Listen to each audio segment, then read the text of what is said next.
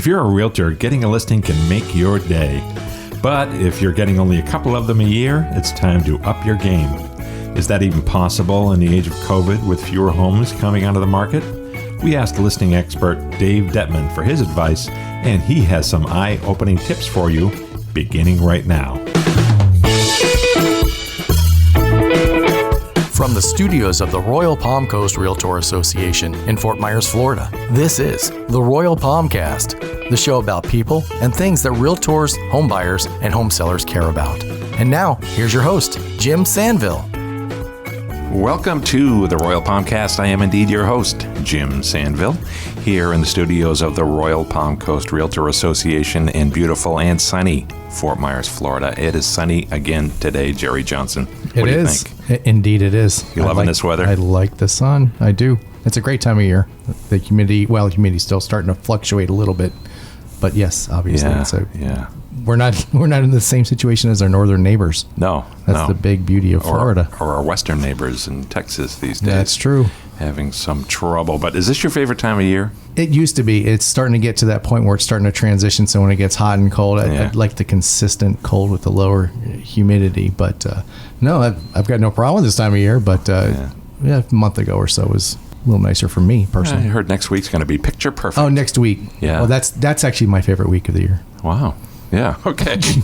There you have it. Hey, we have a guest today. I don't want to delay this any longer because our guest has so much good information for you realtors out there that you're going to want to pay close attention and listen more than once, I would say, or take pretty good notes.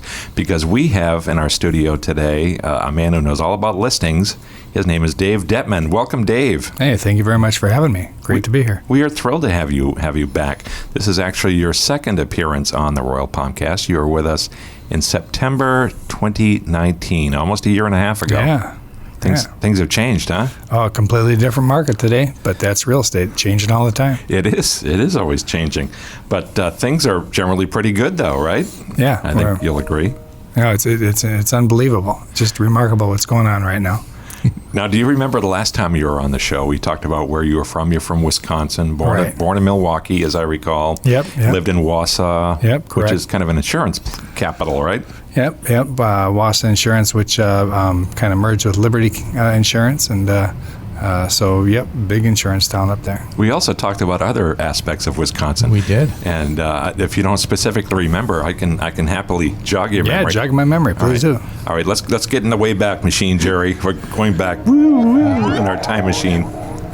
Let's do it. To September 2019. Dave Dettman. And spent most of my life in Wisconsin. Wisconsin, home of squeaky cheese. That's right. That's it. Do you have any? Because I love squeaky cheese. I actually just got back from a trip up there. I actually have some of them in the fridge. I'll bring you some. Well, I was, So I promised to bring you some cheese. We are looking for the cheese. I'm guessing it's in the other room. It's in another room. Well, you had said you'd bring me some of that batch, so in all fairness, I don't know that I'd want it right now. Well, didn't we draft up an IOU that he can sign, so he has to? Well, he just signed it with that's right. Not sure how it's part of that contract. Closely you read that photo release, Dave, but no, and it's all good, and I'd still love squeaky cheese. Have you been back to Wisconsin in the last year and a half? Yeah, I've been back a couple times the last few months, and again, just like before, I actually just returned. I was up there 2 weeks ago. Oh, wow. Geez. Snowy and cold? Left on the day of a big snowstorm. Wow. Dropped 12 inches as I was driving to head south. So, ooh, wow. Yeah, huge. Wow. So, happy to be here. Yeah, we're glad to have you back. Yeah, it's a great place to be this time of year, Southwest Florida.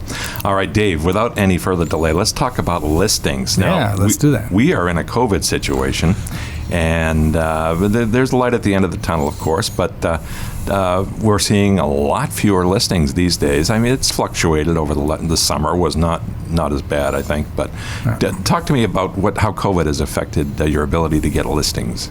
Well, first let's take a look at how what COVID's done to listings in general, and I think you look at the market, it's going to give you a direct answer on that, because nobody knew what COVID was going to do. And we had offices that were basically shut down for a period of time, then running on skeleton crews. And then the worrisome, like, can you talk face-to-face to people? Can you actually go in their homes without endangering their lives or your life by going out to homes? Because it's, this is real estate, so you have to walk through the house. And there was a large percentage of sellers that decided to stay off of the market because of COVID-related possibility. We gauged it at somewhere around 30% fewer listings a year ago, because this is about our 1-year anniversary right now from when COVID first became a subject. And we ended up not knowing. So what we saw was a vacuum was created on listings right there, because we didn't know what was going to happen as far as buyers. And of course, the interest rates went down, as they were low already, but they went down even lower. I think they were 4.3% last time we were here. And right now, they're off the charts, historic low. I talked to a guy yesterday. He just got approved on a 30-year fixed rate at 2.65%. 2.65. Yeah. Wow. Which I did. It's like crazy. It's like free money. When I think of when I was very young, it was 18%. Yeah. Yeah. Wow. Yeah. Wow. But that has a big impact on the sales price too, right? Yeah. So that creates so all of a sudden now you've got people that are sitting in their houses looking at 4 walls because you're told to stay home, because we were told 2 weeks. The whole thing, we're going to stay in 2 weeks and wait to flatten the curve. I believe it's longer than 2 weeks now. Just a little bit, yeah. Is just it 2, 50 more. 7? Yeah, you're right. Carry the 7. Right? Wow. Yeah. So imagine yourself in a house looking at the same 4 walls, and pretty soon you're going to start thinking to yourself, I want to move. I'm tired of sitting in this house. And a big part of that is, along with the low interest rates, drove people to start going out and looking at properties. And that's where the virtual world really took off. And I'm sure we've all been on Zoom by now. I don't think there's anybody that hasn't been on some kind of a Zoom call by now. So we learned how to start presenting houses via virtual, and we had virtual open houses, and we very commonly now go out and we'll film a house using Facebook Live or YouTube Live or something to that effect, so they can see the property. And we sold several properties without people actually walking in them because of some of the new technology that's out there to be able to see the proproperties. What have you been using? What kind of technology? Matterport, that kind of thing? Matterport's been a huge, big thing. For those of you who don't know what Matterport is, it's a way to film a house in a high-def 3-dimensional film, similar to virtual reality. If you ever had the VR goggles, however, it's actual reality, because it's genuine pictures of the property, and then you walk through the property using your mouse, so you can pause and see the whole property. So we've sold 7 properties ourselves just off of that alone. YouTube itself has been a fantastic medium, because you can film a property using your phone, because the video is great on the phones. Pop it on YouTube for free, send the link to somebody, and they can see the property that way. And then also just doing a live film when you're going out for Facebook or YouTube Live or FaceTime. And so these are all things that we've learned how to do, because one thing is this market's always changing, so we have to learn new ways of trying to present the properties. Or you can sit in a house and do nothing and wait for it to change, but then you're going to not do anything. And the market started to move at an exponential rate around July. And all of a sudden, we realized around July, wait a minute, we've got dwindling inventory, and we've got a huge increase in buying activity. So we've been gauging over the last few months, and and this is not just here, it's everywhere. But talking about our area here on the recent numbers, it's almost always been, for the last few months, twice as many sales as there are listings coming in the market. So if you have 50 new listings that came in, you have 100 new sales. Well, it doesn't take long to figure out that we're going to run out of inventory. You remember what the shelves looked like when everybody wanted toilet paper and hand sanitizer? And you went to the supermarket and you saw nothing but bare shelves? Yeah. That's kind of what the MLS looks like right now. You had to wait in line first, though, to get wait in line. Yeah.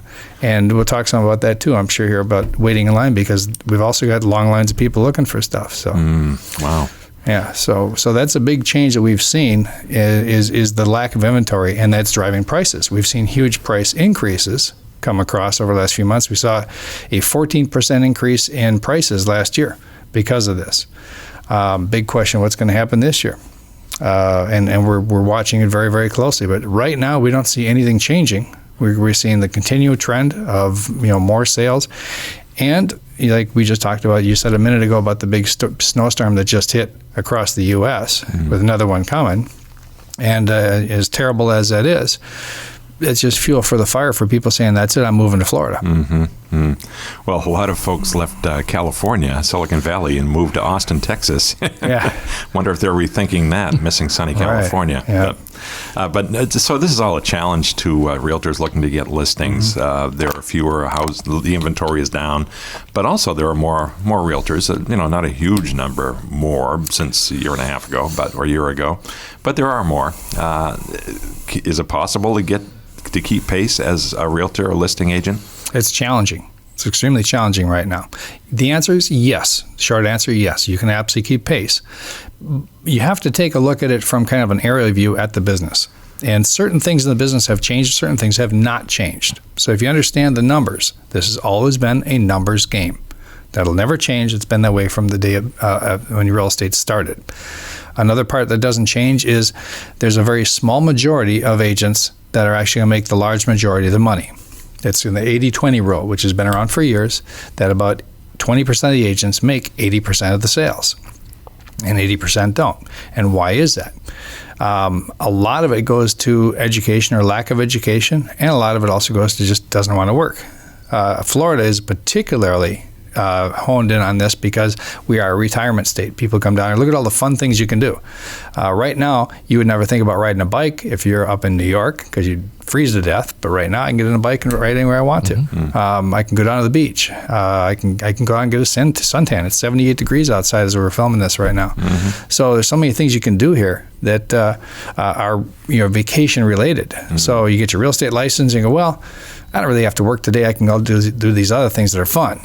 And so that creates this vacuum of realtors that work versus don't work. And that's always been the case. I think it's more focused down here. So, yeah.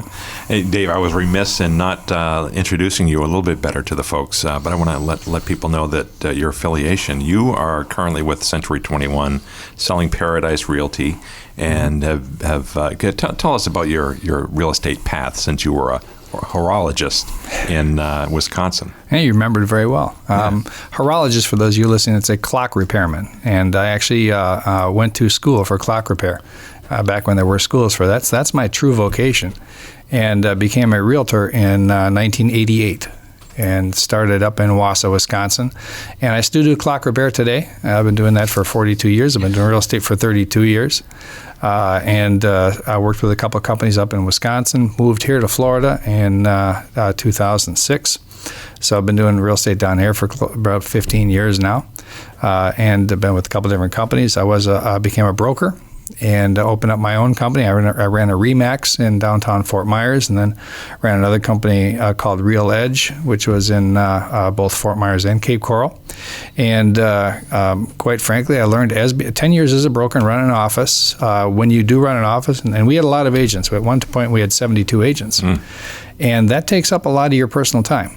And you just don't have time to go out and do the other things that you like to do.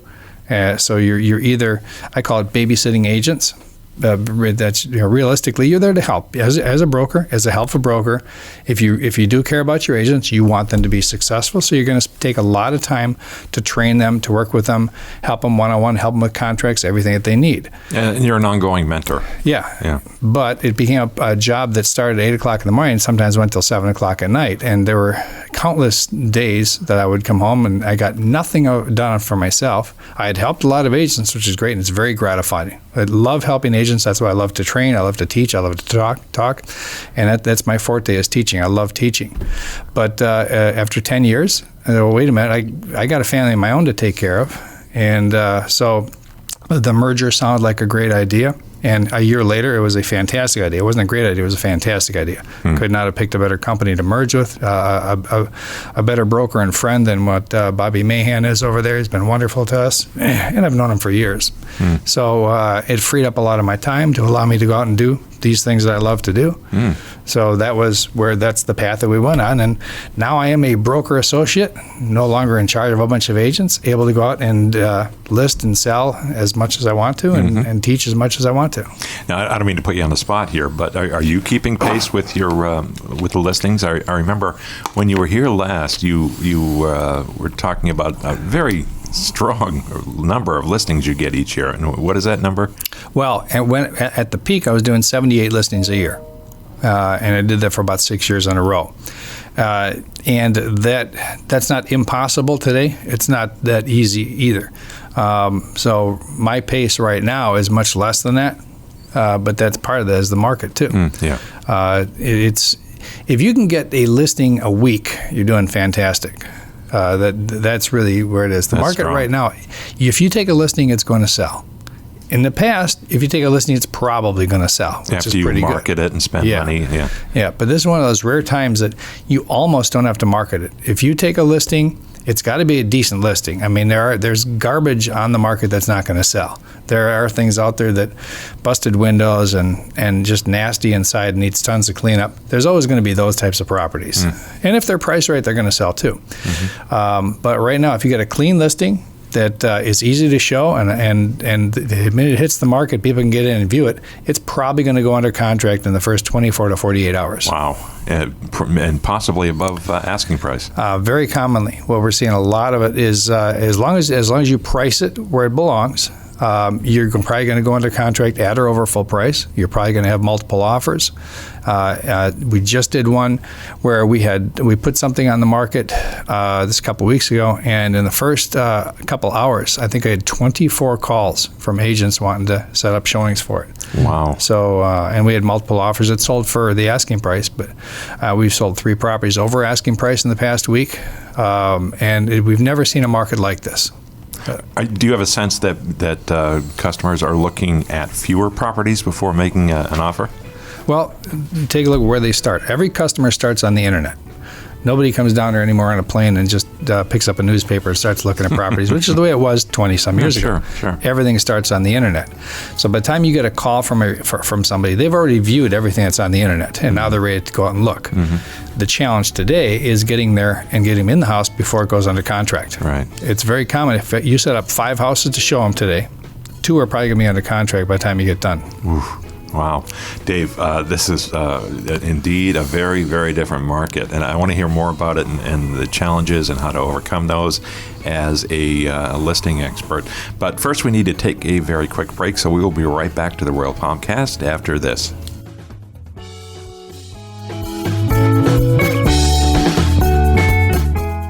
This is Ned Hale. You're listening to the Royal Palmcast. Hi, I'm Molly Schweers, and you're listening to the Royal Palmcast. This is Jim Sanville, and you're listening to the Royal Palmcast.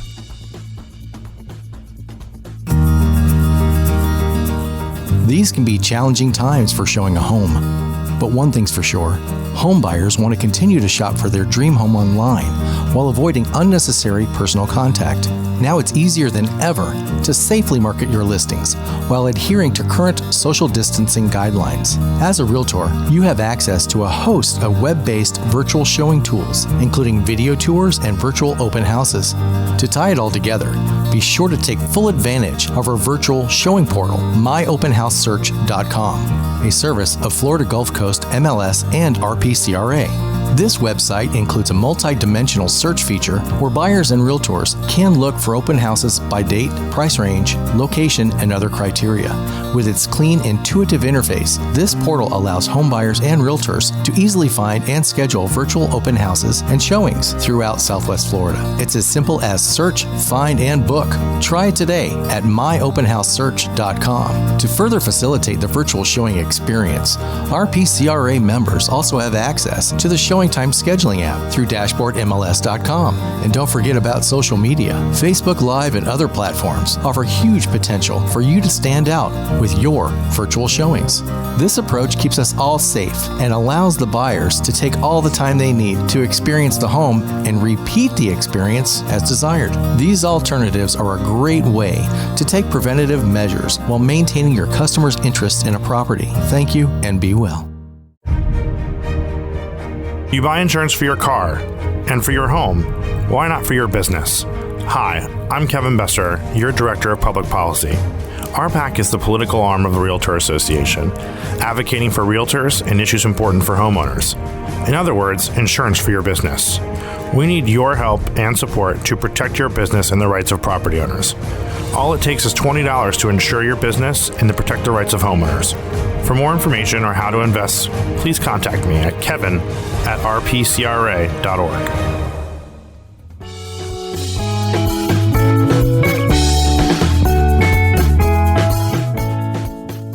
Welcome back to the Royal Palmcast. I'm Jim Sanville along with Jerry Johnson and our very special guest, Mr. Dave Dettman, who is with Century 21 Selling Paradise Realty in both Cape and Fort Myers.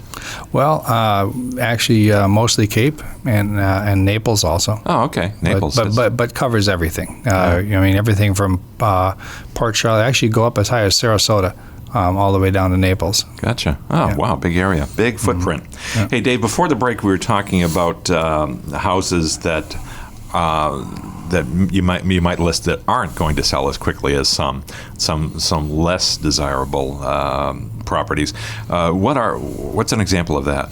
Okay, so other than total fixer-uppers where the roof's half caved in and it really takes a cash buyer or tear down, because those are always going to be a challenge. Right now, every market is selling pretty much across the board. The only market we're still seeing tough sell in would be areas where it's on leased land. Our area has a lot of golf course communities. And there are some golf course communities where they are modular home communities, nice homes, very, very, very, very nice homes, but they actually pay a land lease. They own the home, but not the land that's on. They pay so much lease every month, and those are having a heck of a time. And they always have been challenged because you get all the beauties of a golf course community. Most of them are guarded, gated communities with great amenities, but because of the lease, you're usually between $800 and $900 a month on a lot of these. Wow. The upside is the homes are very, very affordable. I've got one for sale right now for $18,000. If somebody can buy a 2-bedroom, 2-bath, 1,200 square foot home right now, fully furnished with a golf cart for $18,000. But the downside is going to be about $840 a month land lease. Mm-hmm. So that's the one area we're not really seeing much movement in yet. Gotcha. Yeah, my parents had a place such as you describe in Parrish up in Manatee County for 10 years, and they had a very difficult time selling it. And but then they kind of took a bath on the deal, but it eventually sold. But I can see where the challenge would be, because you're at the mercy of the landowner. You don't know when they're going to go up, or is there a way to contractually throttle that? Well, the community that's run by an HOA, they're the one that's set the cost of the land lease, and that's based on the cost of running the community. Mm-hmm. So you're never really going to see much fluctuation, and if anything, they go up. Mm-hmm. So a lot of these people have been in there for 10 or 15 years. They're locked into usually a plan where it only goes up incrementally. Mm-hmm. But when they do go to sell, the new owner is going to jump up. Like this one here, the owner of this one's been there for 15 years. She's paying $550 a month. But when it transfers, the new owner is going to pay $840. Wow. Wow, yeah. Wow, interesting. Dave, the thing I want to get out of you before our show comes to an end, which it will in a few minutes, is the real question here. How do you list in today's environment? Glad you brought that up. So we've been teasing for a while. Let's get down to the nuts and bolts. Number one word, hustle. This is a fast moving market. You have to hustle. You have to talk to more people now than you've ever talked to before. There are people that will sell. There are expired listings. There's not very many, but there are some expired listings. So hit the expired listings. If you're an agent, look at the expireds every morning and get on the phone. You're going to get a lot of people that are going to say no, but you still got to hit them. Hit the for sale by owners. For sale by owners right now can sell, and the feeling is, well, wait a minute, they don't need us. That's true to a percentage. Right now, about half the for sale by owners can sell, no problem, without our help, and that's a challenge. But there's always been a percentage that can sell. That's why they're selling. They're selling to avoid the commission is part of it, and God bless them for that. But where we have to remember that we are a service industry. And our job is to make other people's lives easier. So a lot of for sale by owners want to try it, but in reality, they've got a full-time job, and they're better off doing what they do best and let us do what we do best. So you want to go and have those conversations with the for sale by owners, and if they reach a point where they just realize, hey, I want somebody else to handle this, they're going to hire us, even though there's a chance they can sell themselves. We are a service industry, so you come at it from a service end, come in and explain to them what we do to help them do what they do best. So you want to hit those areas. With COVID, it's a little harder to do the old knock on door things. but there are databases where you can call neighborhoods. You can certainly have open houses as long as you sanitize them, careful with that, and just let one person to the open house at a time. But that enables you, if you have an open house, to call all the neighbors and invite them to the open house. And while you're calling all the neighbors, you can ask them if they ever thought about selling their house. You can have that conversation. You have to deal with the do not call list, so adhere to the do not call list rules. But you can call people and invite them to an open house, even if they're on the do not call list, because you're inviting them to something that's open to the public. So don't forget about that.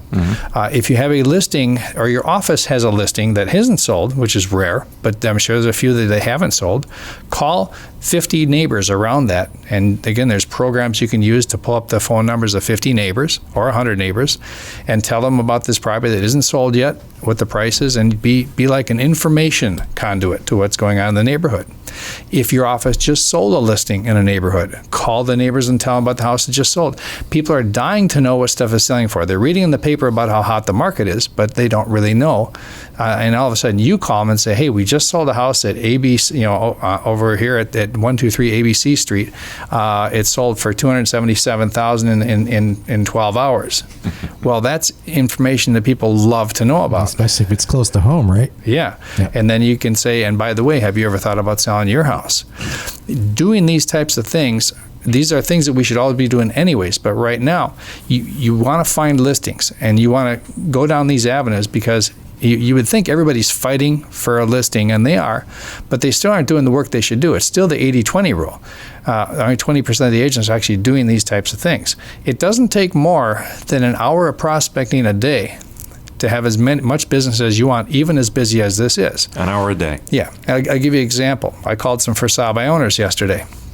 Now, 3 of them told me flat out, I don't need you. I know the market's hot. I can sell it myself. The 4th one said, yeah, you can come over. Let's have a conversation. That's all you want to do is make contact to have a conversation. We're in the business of having conversations. Prospecting is not a dirty word, and we think that we have to be these big salespeople to get on the phone, and we have to sell somebody on an appointment to come over and talk to them. No. People are people. They want to be talked to, especially now because of COVID. They've been shut in, and good old-fashioned conversation is something that's been missing for a long time. So don't call with the attitude of, I'm a salesperson. Call with the attitude of, hey, how you doing? I'm a real person just like you. We've got a market where we have a big void of listings. And I hope you don't mind my asking, but have you ever thought about working with a realtor? Because we sure could use some listings right now. And be real about it. And you're going to get a lot further. You're going to get a lot more traction. Well, just to drill down on that a little bit, Dave, what if the owner says, boy, I would sell tomorrow. I see what the prices are doing. I could get a lot more from my house than I ever dreamed possible. But I'm also buying potentially in this market too and paying more. Yeah. What's your response? Well, the same kind of response we were just talking about this morning about what if somebody says, I want to buy a house in this market, and you almost have to get used to saying the words, I'm so sorry. I was joking around a little bit, but when the market crashed back in 2009, and all of a sudden home values went down 70%, and somebody looked at you and says, how come my home value is down so far? Your only response was, I'm so sorry. That's the market. Right now, the market is what it is. You're right. You can sell at a much higher price, but finding a replacement home is equally difficult. And it's a very real problem. And you want to have that conversation and say, it's going to take a lot more work to find you a home now than it ever has in the past. And you're going to pay more for a home now than you ever have in the past. But you're also going to get more for years. So let's come up with a strategy. Maybe the strategy is you rent the home back until you find a home. And we're seeing some of that. Maybe the strategy is we do a 90-day closing, pushed out to give you enough time to find a property. And then we actively go out and we pound the pavement. If you take a buyer out and you are serious about it, and you're going to say, listen, we're going to look at every single home we can, every single day, every single day we're going to look at, 5 homes. We're going to find a home. You're going to find a home. And then be dedicated to them. And you should be, because if they're going to do something, your job is to find people that want to do something and then marry them until they do something. Well, this is a hot market here in Southwest Florida, like most of the country, if not all. But is there any place in the U.S. that you're aware of where the prices are depressed or stable? Interesting you should bring that up, because another conversation we were just having this morning is, they say for years that real estate is local. that everything about real estate is local. Like politics, yeah. Yeah. This particular market is maybe the one anomaly to that, because it's pretty much not a local market right now. It is this way across the board. As busy as it is here, it's equally as busy up in Wausau, Wisconsin, where I'm from. It's equally business. My brother lives over in Colorado and Colorado Springs. Equally busy over there. I have a friend of mine in New York. It's crazy in New York. All over across the board, every market is crazy busy, seeing exactly the type of thing that we're seeing. So it's not going to last. Everything's going to change. But for the foreseeable future, for the next few months, we don't really see this changing. I suppose one option would be to cash out here in Southwest Florida or somewhere in the USA and move offshore to Belize or Panama. And a lot of folks do that. Well, take me with you. Yeah. No, I have a friend who bought a place in Belize and just loves life down there. It's a little bit expensive for the provisions required for everyday life, but the home was affordable anyway. Yeah, So- we're going to go to Costa Rica this summer. Oh, are you? Yeah, Oh, well, I've heard wonderful things about it. Me too. I'll check it out. Yeah, didn't we say we need to do a podcast live from Costa Rica? I assume the plans are in the works. Oh, yeah, Have we're- you cleared this with the boss, Jerry? And, we'll just put a pause on that for now. Yeah. So we'll get some Wishful emails thinking. out soon. But now, you mentioned Costa Rica. I used to work with someone was the head of what they call the Outdoor Discovery Program at the company I worked for. They provided outdoor adventures, kayaking, fly casting, etc. And he's traveled the world. And in our interview, I asked him, "What's the one place in the world where you would chuck it all and move there that's not the U.S.?" And he said Costa Rica. It has it all. Yeah. But we've heard that, so we're excited to go check it out. Huh, that's We'll very have to cool. have Dave back after his trip to see how it went. There you go. All right, Dave. Hey, when you were on last time, you played the lightning round with us, didn't you? Yeah. You it was remember fun. that? Yeah. Are you up for another Sure, another let's- edition of the lightning round? Okay. Cool. All right. Well, let's jump right into it. The way this works is Jerry leaves the house early on show day, drives out to Lehigh Acres from Cape Coral, picks up the official game show host index cards that contain today's lightning round questions. Now, these have been stored in the super box in Lehigh Acres at a secret location since noon last Tuesday. Jerry, do you have the questions? Here's the box, and yes, and do I still have to keep getting up that early, Jim, to go out there and get this thing? Well, it depends on what time we record, Jerry. Yeah. We can okay. We Well, can take that offline. All right. So let me get. There's the box. Get the super box. Get the code. Yeah, here's the. How's the Bluetooth working? There's. Cards. I think that's it. There you go. Sounds like he's got the cards there. Yeah. Thank you, Jerry. Here's they are. They're lightning round questions. Are you ready, Dave? Let's go. Soundbite answers. All right. Where would you live if not in Florida? If not in Florida, probably Costa Rica. Costa Rica. Sounds good. All right. Hey, what's your guilty pleasure? Something you don't usually admit to. My guilty pleasure, binge watching Netflix. Okay. Which leads me to my next question. Tell me about some of your favorite things, your favorite TV show. Favorite TV show? Well, I just finished watching The Ranch. That was a lot of fun. Weeds has been pretty fun. A brand new one we can't wait for season to come in is The Boys. If you haven't seen The Boys, Oh, Netflix. that's mine. That Jerry knows, yeah. Season 3. yeah, waiting that's for. that's amazing. And waiting for the final season of The Walking Dead. Okay. Do you happen to have Apple TV Plus? No, I don't. Oh, okay. There's a show called Ted Lasso with Jason Sudeikis. Very good. Highly recommended, as well as Tiny World. Look it up, folks. You'll thank me later. All right, Dave, what's your favorite food? Favorite food, steak. Steak. Favorite chain restaurant? Favorite chain restaurant, Longhorn. All right. What's your favorite furniture style? Favorite furniture style? I think anything with leather. Anything with leather. Now, that question was actually left over from our last show where we had a stager on. And she liked what? Coastal Modern, I think. Yeah, it was Adriana told very us. designer-esque type of response. Very Yes. very talented woman. Very well. All right. Changing the subject here. I know you answered this one last time, but let's see if you change. Socks with sandals, yes or no? Oh, no, never. Still not a huge No. socks with sandals guy. All right. No. Who's your personal hero, Dave? President Ronald Reagan. Wow. And do you do any imitations? Well, not a whole lot, no, but, Was that Ronald Reagan? That was a bad Ronald Reagan. Well, there you go again. Yeah, it's a better one. Mommy. All right, I hold in my hand the last lightning round question. Dave, you get one bucket list item. What is it? Bucket list item. I've never been over to Europe yet, so I want to do the big Europe tour, everything from Santorini, Greece, all the way over to the Eiffel Tower. I've never been to Europe. So. If you had to go to one country, which one in Europe would it be? Germany. Germany? Yeah, I'm German, and I would like to go for Oktoberfest. Ah, okay. I think they have that in Cape Coral, too. They do. I've been to that one. Been to that one? Okay. Much smaller. Fair enough. Hey, Dave, I want to thank you for taking time out of your very busy schedule to come in and chat with us today. And you have graciously agreed to do at least one more program with us today, yes, right? Absolutely. So if not two. We'll record that after this.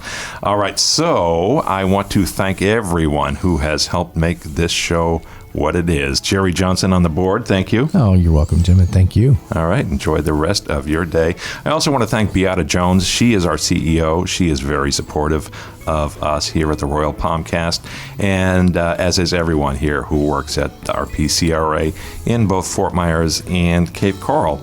Hey, if you want to connect with us, you can do so, and we hope you do. Send us an email, whether you're in Columbus, Ohio, Atlanta, Georgia. We know you're listening out there. Boardman, Oregon. We're still counting on your downloads. Yeah, drop us a line. Please send us an email, and you can send that to shows@rpcra.org. shows@rpcra.org. And I want to thank you once again, Dave, and I will look forward to our next show, which we'll record very soon. And we'll look forward to being back on the Royal Palmcast and getting the word out to all of our listeners about topics that concern real estate, whether you're a buyer, seller, or realtor. We've got information for you. Thanks very much for listening. Goodbye. Thanks for listening to the Royal Palmcast. Tune in again for more episodes and make sure to check out our sister podcast, Realtor Riff Rap, and our video news show, Realtors Corner, which can be found on the Royal Palm Coast Realtor Association Facebook page and YouTube channel. Sponsorship opportunities for these programs and more coming soon. So stay connected with RPCRA and stay tuned. This has been a production of the Royal Palm Coast Realtor Association.